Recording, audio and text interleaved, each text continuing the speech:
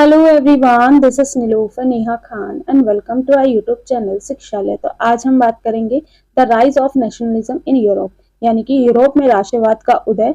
ये इतना important chapter है आपका, जहां भी वर्ल्ड हिस्ट्री वाला सेक्शन होता है, चाहे आप एनवीएस की बात कर लीजिए या डीएसएसबी की बात कर लीजिए या एकलव्य मॉडल रेजिडेंशियल स्कूल्स की बात कर लीजिए। ये ऐसा चैप्टर है जो कि अगर आपसे वर्ल्ड हिस्ट्री वाला सेक्शन पूछा जा रहा है तो वहां पर आपसे इससे रिलेटेड क्वेश्चन आएंगे ही आएंगे। और कुछ पर्टिकुलर ऐसे टॉपिक हैं जैसे कि आपके फ्रेंच रेवोल्यूशन, ठीक है, ये भी बहुत इंपॉर्टेंट रोल प्ले करता है जहां वर्ल्ड हिस्ट्री वाला सेक्शन आ रहा है। तो कुछ पर्टिकुलर ऐसे टॉपिक हैं जो कि हमेशा आपसे उससे क्वेश्चन आना ही आना है।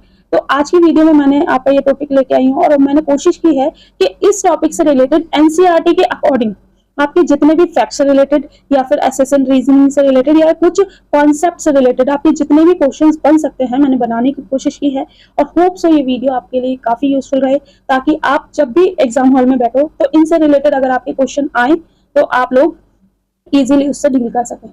सबसे पहली चीज। दूसरी चीज, ये हमारे एनसीईआरटी कंटेंट लिस्ट के अकॉर्डिंग मैंने आपको प्रोवाइड कर रही हूँ।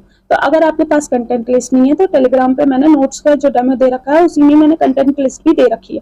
तो वहां से आप वो कंटेंट लिस्ट डाउनलोड कर लीजिए ताकि आपको पता चल जाए कि नेक्स्ट टॉपिक आपके क्या हो सकता है, ठीक है। और ये याद रखिए कि ये इतने इंपॉर्टेंट क्वेश्चंस है ना, तो अगर आप इन्हें ढंग से करेंगे ना तो आपका इस टॉपिक से रिलेटेड कोई भी क्वेश्चंस नहीं छूटने वाला। मेरी यही कोशिश है। और हिंदी और इंग्लिश दोनों में ही मैंने क्वेश्चंस रखे हैं ताकि इजीली हिंदी और इंग्लिश दोनों ही मीडियम वाले बच्चे इजीली टैकल कर पाए, ठीक है। तो चलिए शुरू करते हैं हमारे टॉपिक को और होप सो सारी चीजें आप लोगों के लिए यूजफुल रहे। सबसे पहला क्वेश्चन है, किसी राष्ट्र के सदस्य के बीच साझा पहचान को बढ़ावा देने वाली विचारधारा क्या कहलाती है। देखिए, अगर हम बात करें ना कि जब हम बात करते हैं किसी विचारधारा की या फिर किसी आइडियोलॉजी की, ठीक है, तो सबसे ज्यादा जो इम्पोर्टेंट होता है कि वो विचारधारा किस तरीके से प्रभावित करती है वो लोगों को, ठीक है। तो हमारा जो ये राष्ट्रवादी जो विचारधारा है ये किसी एक तरीके की देशभक्ति वाली विचारधारा होती है जो कि लोगों में एक राष्ट्रवादी विचारधारा विकसित करती है। तो आपके जो ऑप्शंस हैं वैसे आपको आंसर शो हो रहा है, लेकिन अगर आप ध्यान से देखोगे ना तो यहाँ पर जो राष्ट्रवादी विचारधारा है ना यही आएगा, ठीक है, देशभक्ति नहीं। और हाँ, एक चीज और याद रखिए कि जब भी आप किसी भी क्वेश्चन को करते हो तो पहले उसको ऑप्शंस को पहले तो क्वेश्चन को अच्छे से पढ़ना है, दूसरा उसके क्वेश्चंस को एलिमिनेट करना है, ठीक है, ताकि आप जल्दी से जल्दी चीजों तक पहुंच सके। तो पहला ऑप्शन अंतरराष्ट्रीयवादी राष्ट्रीयतावाद, दूसरा देशभक्ति, तीसरा राष्ट्रवाद और चौथा साम्राज्यवाद। तो आपको पता ही है ये इसका जो आंसर है राष्ट्रवादी विचारधारा, ठीक है, यानी कि नेशनलिज्म आइडियोलॉजी, ठीक। फिर इसके बाद बात करें, निम्नलिखित में से किसका उल्लेख राष्ट्रवाद की भावनाओं को स्थापित करने के लिए प्रयुक्त प्रतीक के रूप में नहीं किया गया है। देखिए, अगर हम बात करें किसी राष्ट्रवादी विचारधारा के तो यहाँ पर पूछा गया है किसे नहीं किया गया है, ठीक है, ये जरूर याद रख लेना, नॉट मेंशन्ड, ठीक है, सिंबल ऑफ मतलब नेशनलिज्म का, ठीक है। तो अगर हम बात कर रहे हैं तो राष्ट्रीय ध्वज ये क्या है, ये दिखाता है राष्ट्रवादी विचारधारा को दिखाता है, ठीक है। राष्ट्रगान, तो राष्ट्रगान भी, राष्ट्रीय मुद्रा और राष्ट्रीय प्रतीक। तो अगर आप तीनों चारों ऑप्शंस को ध्यान से देखोगे तो आपको राष्ट्रीय मुद्रा जो है वो किसी भी तरीके से एक राष्ट्रवादी विचारधारा को मतलब दिखाती नहीं है, लेकिन जो राष्ट्रीय ध्वज है, राष्ट्रगान है या फिर राष्ट्रीय प्रतीक है ये कहीं ना कहीं आपकी राष्ट्रवादी विचारधारा को आपका दिखाती है, ठीक है। इसके बाद अगर हम बात करें, नेक्स्ट क्वेश्चन है हमारा, 1848 में लोकतांत्रिक और सामाजिक गणराज्यों की दुनिया को चित्रित करने वाले चित्रों की एक श्रृंखला किसने बनाई।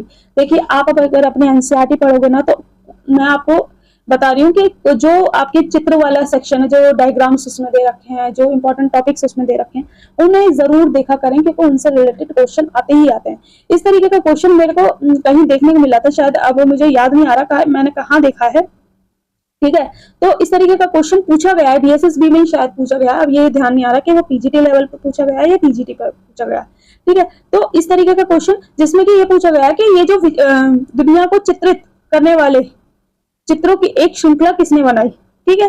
तो ऑप्शन है विंसेंट, दूसरा है फ्रेडरिक श्रियू, तीसरा है लियोनार्डो डी विंची और पोलो पिकासो, ठीक है।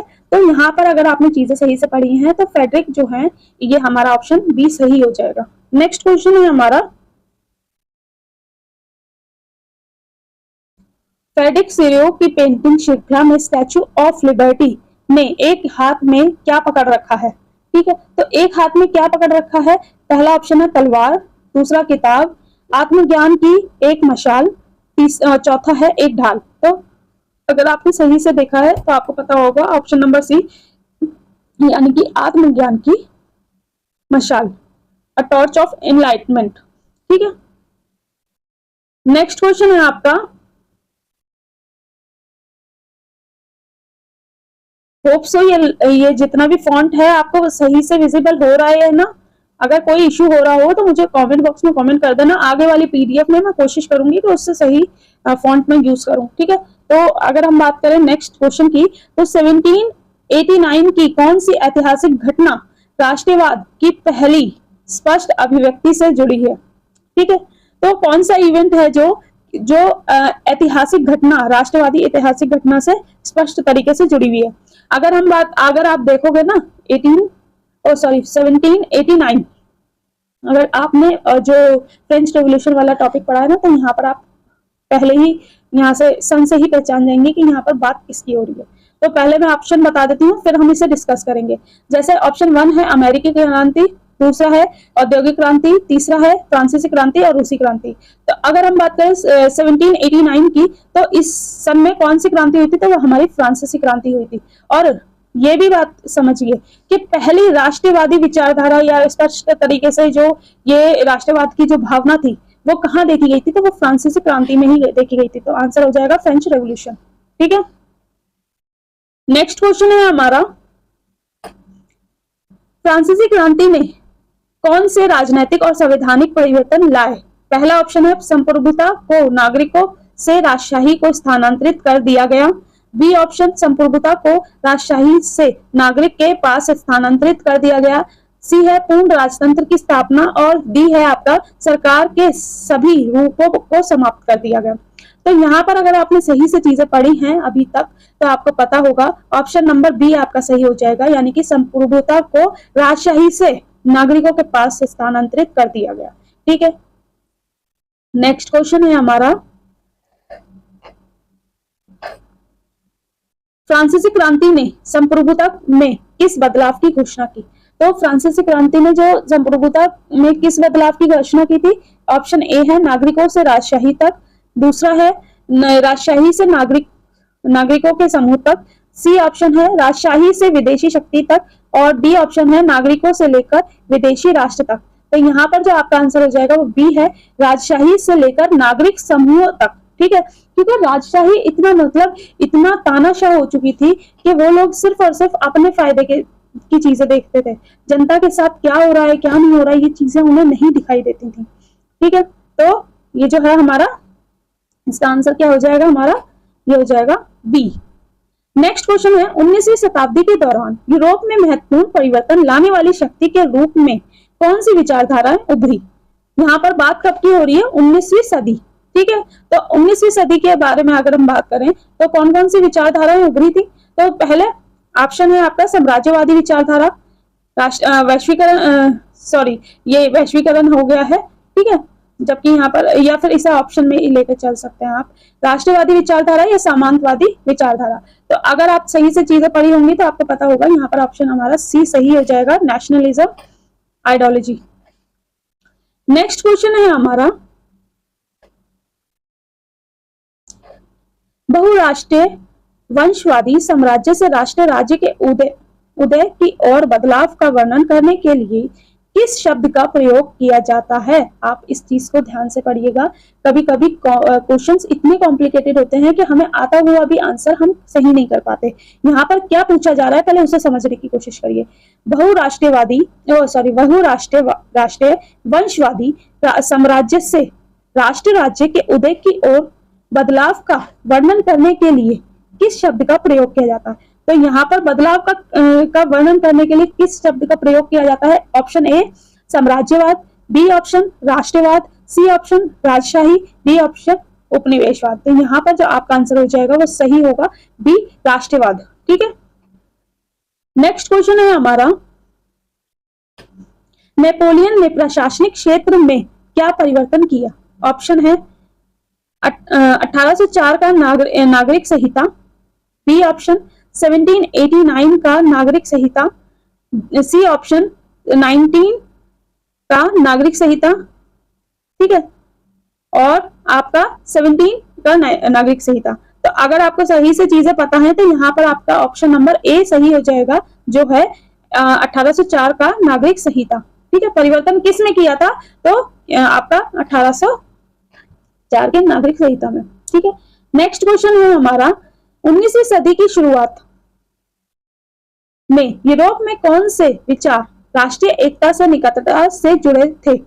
ऑप्शन है रूढ़िवादिता, दूसरा अधिनायकवाद, तीसरा है उदारवाद, चौथा है सामंतवाद। सॉरी, मैंने इंग्लिश का चेंज नहीं किया। तो यहाँ पर आपका जो हो जाएगा आंसर, तो वो हो जाएगा उदारवाद। अगर हम बात करें नेक्स्ट क्वेश्चन की, 1815 में नेपोलियन की हार के बाद रूढ़िवादियों ने किस पर जोर दिया? तो रूढ़िवादी लोगों ने किस पर जोर दिया था? ऑप्शन है तीव्र परिवर्तन और क्रांति को, दूसरा स्थापित संस्थाओं और रीति रिवाज, तीसरा साम्राज्यों का विस्तार, और ऑप्शन डी है आपका विदेशी गठबंधन। तो यहाँ पर अगर आपने चीजें सही से पढ़ी हैं तो आपको पता होगा यहाँ पर आंसर जो हमारा सही होगा वो होगा स्थापित संस्थाओं और रीति रिवाज। मतलब जो चीजें पहले से ही थी उन्हीं को ही एज इट इज चलने की बात की जा रही थी। ठीक है, और ये इतने इंपॉर्टेंट क्वेश्चन है ना, ये ध्यान से। और हाँ, जब भी मैं कोई भी टॉपिक पढ़ाती हूँ, ठीक है, तो मैं आपको बता देती हूँ कि ये कौन सा टॉपिक है। ये तो ये 10th क्लास की आपके एनसीईआरटी का फर्स्ट टॉपिक है, हिस्ट्री का। इसमें क्या है कि जब आप ये क्वेश्चन आंसर देख लोगे तो उसके बाद आपको ये चैप्टर जरूर पढ़ना है। क्यों? क्योंकि आप जब चैप्टर पढ़ लोगे और आपको क्वेश्चन आंसर भी पता चल गए तो ये एक आपके माइंड में फिक्स हो जाएंगी चीजें। ठीक है, तो फिर आपको एग्जाम हॉल में प्रॉब्लम नहीं होगी। और मेन चीज है हमारी परफॉर्मेंस कितनी अच्छी होगी एग्जाम हॉल में, यही हमारा सिलेक्शन दिला सकती है। तो मेन फोकस इस चीज पे रहना चाहिए कि हमें एग्जाम हॉल में हमेशा अच्छा परफॉर्म करना है। ठीक है, तो नेक्स्ट क्वेश्चन है हमारा, 1815 में वियना कांग्रेस का आयोजन किसने किया? Who organized the Congress of Vienna in 1815? तो ए ऑप्शन है नेपोलियन, बी ऑप्शन है मेटरनिक, डी है मेजनी, सी है आपका एम्यूनल द्वितीय। ठीक है, तो आपका जो यहाँ पर होगा वो option number D Duke Metternich आपका आंसर हो जाएगा। ठीक है, और ये क्वेश्चन आपका बहुत बार रिपीट हुआ है। ठीक है, तो अब मुझे पता नहीं चल पा रहा कि ये क्वेश्चन मैंने पीजीटी में देखा था या टीजीटी में। ठीक है, इसके बाद अगर हम बात करें नेक्स्ट क्वेश्चन की, 1815 में वियना की संधि का मुख्य उद्देश्य क्या था? What was the main purpose of the treaty of Vienna in 1815? तो ऑप्शन है आपके नई विश्व व्यवस्था को स्थापित करना, बी ऑप्शन फ्रांसीसी साम्राज्य का विस्तार करना, सी ऑप्शन फ्रांस में बोर्बोन राजवंश को पुनर्स्थापित करना, डी ऑप्शन है आपका यूरोप में रूढ़िवादी व्यवस्था स्थापित करना। तो इनका जो मेन रीजन था to establish a conservative system in Europe, यानी कि रूढ़िवादी यूरोप में एक रूढ़िवादी व्यवस्था को स्थापित करना इनका ऑप्शन था। तो ऑप्शन नंबर डी आपका सही हो जाएगा। ठीक है, नेक्स्ट क्वेश्चन है हमारा, ये क्वेश्चन इतना ज्यादा बार पूछा गया ना पीजीटी और टीजीटी में, ये आपका मतलब उनके कोटेशन से रिलेटेड है। ड्यूक मेटरनिक ने यूरोप में फ्रांस के प्रभाव के बारे में प्रसिद्ध रूप से क्या कहा? ठीक है, एक तो इस तरीके से पूछा जाता है, या फिर आपका क्वेश्चन इस तरीके से भी चेंज कर देते हैं कि आप कंफ्यूज हो जाए। लेकिन ये याद रखिएगा कि ये कोटेशन हमेशा आपका पूछा जाता है अगर हाँ आपका वर्ल्ड हिस्ट्री वाला सेक्शन है। ऑप्शन ए है जब फ्रांस सोता है तो यूरोप सोता है, नहीं। बी ऑप्शन है जब फ्रांस शासन करता है तो यूरोप उसका पालन करता है, ये भी नहीं ऑप्शन है। सी ऑप्शन है जब फ्रांस चीखता है तो पूरा यूरोप को सर्दी लग जाती है, और डी ऑप्शन है जब फ्रांस आगे बढ़ता है तो यूरोप उसका अनुसरण करता है। तो ये वाला ऑप्शन जो आपका होगा वो होगा सी ऑप्शन आपका यहाँ पर सही हो जाएगा। जब फ्रांस चीखता है तो पूरे यूरोप को सर्दी लग जाती है, और ये किसका कोटेशन है? ये है ड्यूक मेटरनिक पे। ठीक है, और इसके बाद अगर हम बात करें नेक्स्ट क्वेश्चन की, तो नेक्स्ट क्वेश्चन है भूमिगत संगठन यंग इटली और यंग यूरोप की स्थापना किसने की? ऑप्शन है फ्रेडरिक सेरियो ने, ठीक है, मेटरनिक ने, मैजनी ने, या नेपोलियन बोनापार्ट। तो यहाँ पर जो आपका आ जाएगा वो मैजनी आ जाएगा। ठीक है,